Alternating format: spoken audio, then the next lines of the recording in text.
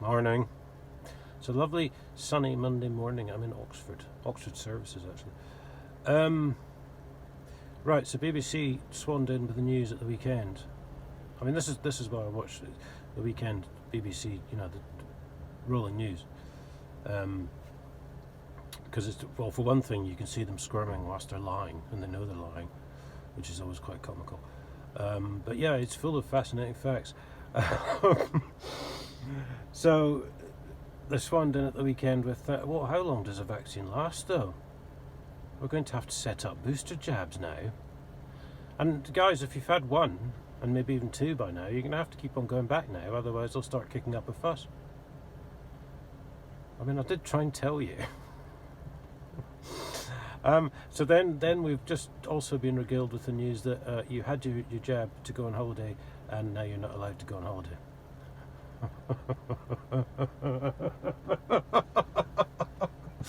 Because British Airways, I think it was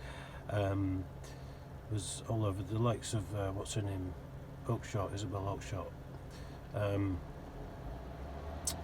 think it's British Airways are cancelling all their flights as from June, July onwards.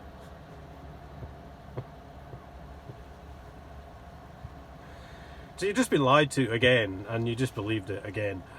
Right, last night there was, the London marches were fun because there was a load of coppers running away, because bravo to the people, they all ganged up on them and made them back down. There was some amount of violence apparently in Bristol last night. Now, I was just seeing bits of this before I went to bed because I was up about 2:30 this morning. So apparently a police van's been set on fire as well, I've seen in the papers this morning. And coppers were being pelted with bottles and whatever. And according to Priti Patel and whoever else, it's disgraceful, disgusting show.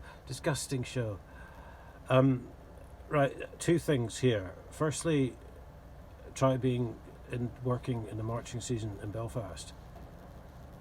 Basically, you're a bunch of pussies. Bristol Police. Wetbag cowards, I think, really.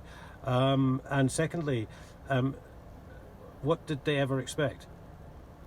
They've spent the whole year fining people for sitting on benches, not wearing a mask, being at a party, whilst, do recall, and I've covered this on YouTube before, whilst all the MPs were swanning off and doing their own thing, Tobias Elwood had his private party with 27 guests, Boris Johnson drove 7 miles from his house to go cycling, Nicola Sturgeon didn't wear a face mask in a pub, and thereafter banned me on Twitter for asking why she hadn't been prosecuted by Police Scotland. By Police Scotland? By Police Scotland. I've gone off Twitter.